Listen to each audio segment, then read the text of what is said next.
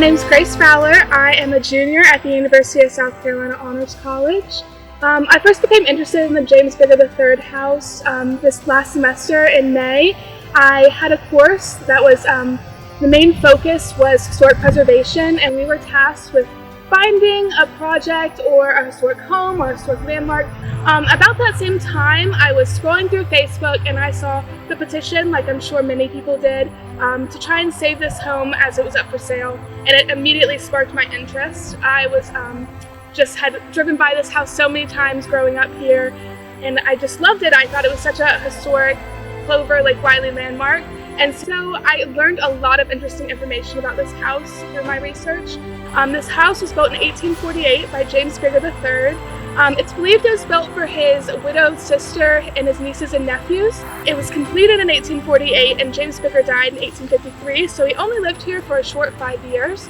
But prior to that, he did live on the same piece of land in a house about 50 yards back from this current house with his parents.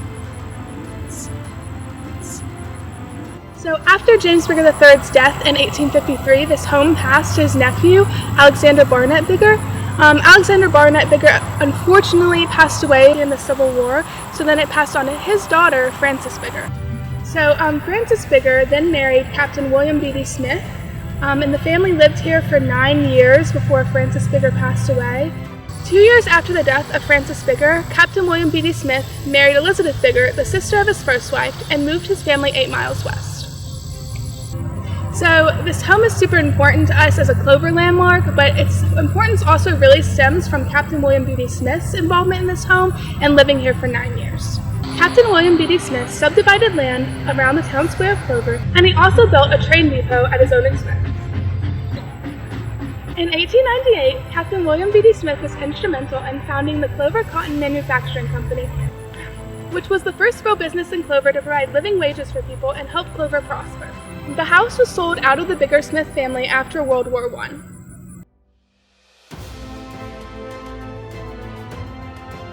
Hey there, I'm Kim Trainer, and I have lived at 5277 Robert Allen Circle, which then became known as 233 Catamount Drive for the last 12 years.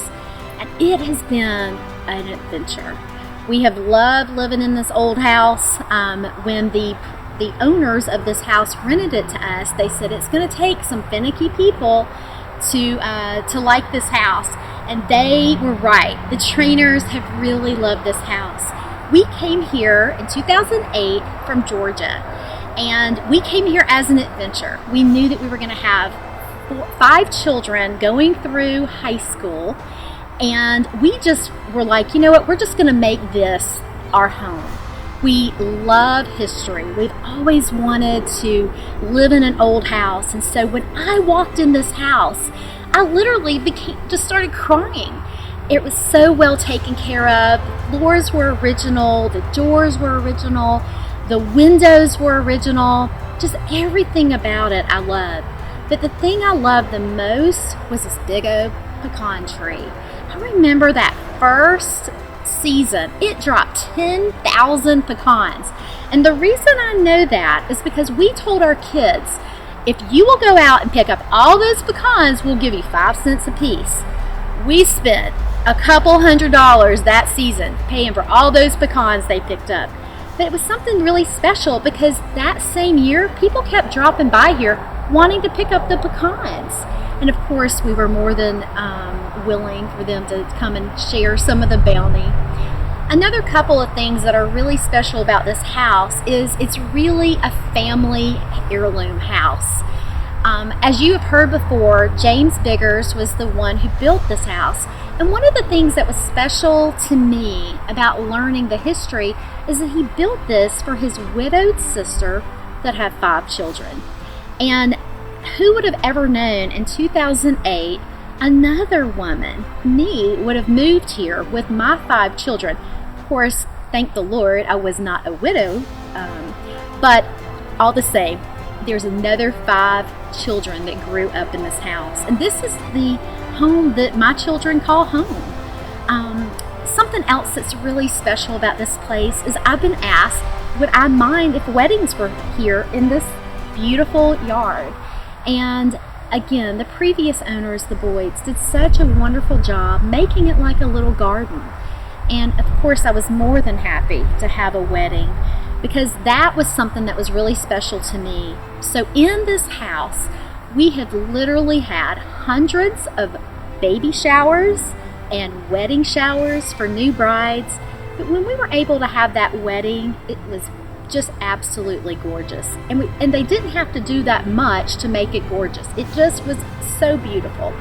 So in the future, I pray this spot can be secured, that this house will not be destroyed, but that it will continue to be a place that people in this community can look to for community, for being together, and just something that would preserve our history. Thank you. I'm Wanda Patterson Holloway, and when I was a little girl growing up in Cleveland County in the 50s and 60s, my favorite Sunday road trip was to go see my Aunt Carrie and Uncle Robert at 5 Points. 5 Points. There was no Lake Wylie then. It was only called 5 Points.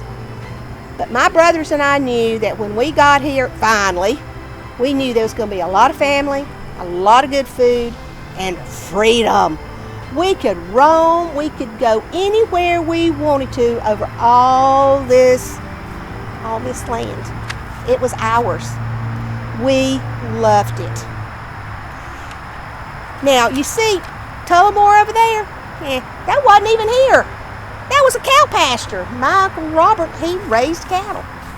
There were no businesses. There were no homes. There were no restaurants. Nothing was out here. This was country, and we were free. You know, then about 10 years ago, a friend of mine introduced me to genealogy, and my fascination with my Allen family just got bigger and bigger. I'm so fascinated by these people. And I found so many ties to this area. You know, Robert Victor Allen, who owned this house, he was my great uncle. His sister was my grandmother. And I remember them talking about growing up in Clover. There were 6 other brothers and sisters who grew up just outside of Clover. Their daddy was Laban Alexander Allen. He actually was the founder of First Baptist Church in Clover. The first service was held in 1891 at the one-room Crossroads School, which was over off of what's now Highway 55. Then we'd come on up by Bethel Presbyterian Church. I didn't know then that my great-great-granddaddy was buried there. That was Lemuel Anders, or Andrews, depending on where you look, and he fought in the war between states. Then I also found markers for my 4-time great-grandmother, Sarah Barber, and her mother and daddy, John and Sarah Martin. So see, I've got a lot of ancestors in this area, and there's probably a lot more that I haven't even found yet. You know, I ride around this area a lot. I live in Gaston County, North Carolina now, but I come this way a lot. And whenever I do, I feel good when I ride around Clover and the Bethel community and here at 5 Points. It just feels good, and now I know why. Because when I come this way, I'm coming home. This is where my family's history is and my roots.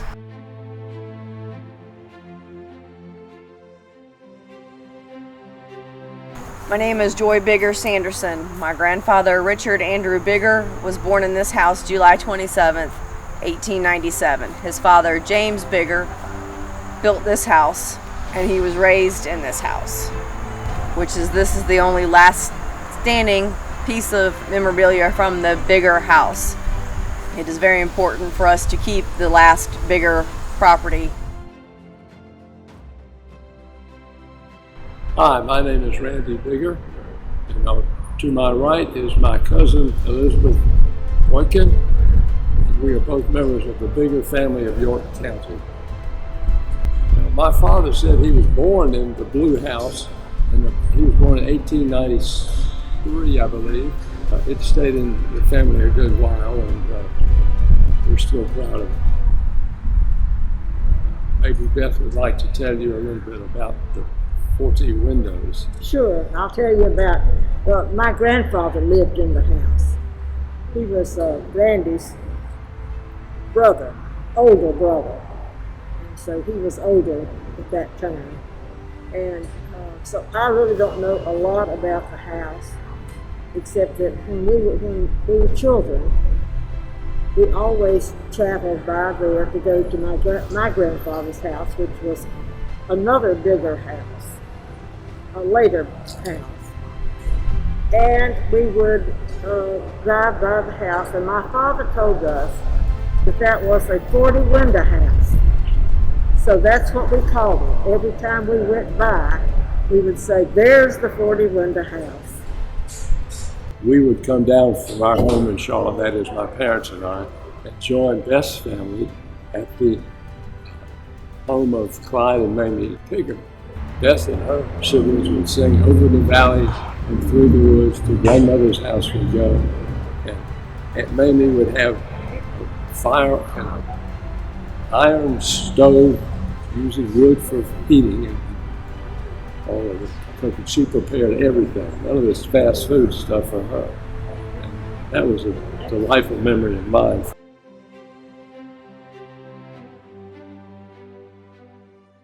So, what are we going to do? How are we going to come together and save this house? Well, if it's not saved, what's going to happen is exactly what's been happening from the bridge, Buster Boyd Bridge, down to the Walmart shopping center. It's all going to be developed.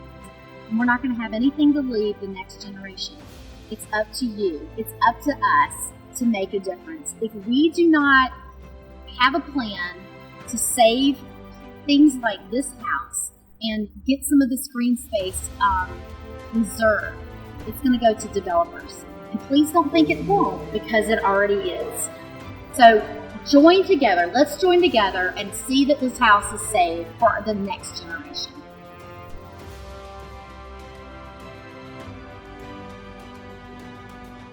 In June of 2020, the James Bigger III home was sold and is slated for demolition to make way for commercial development. Dear friends and neighbors of Bethel and Lake Wylie, you've been asking me to help you slow the growth, and today I'm asking you to help me slow the growth.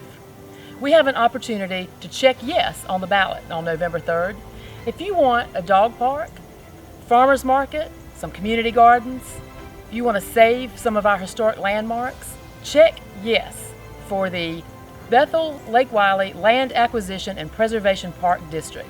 And let's control our destiny. More green space, parks, playgrounds, places to go, and things to do, instead of apartments and storage units and high-density developments. I think we're all on the same page, and it's critical for all of us to join together, vote yes, and together we're able to determine how we grow from here.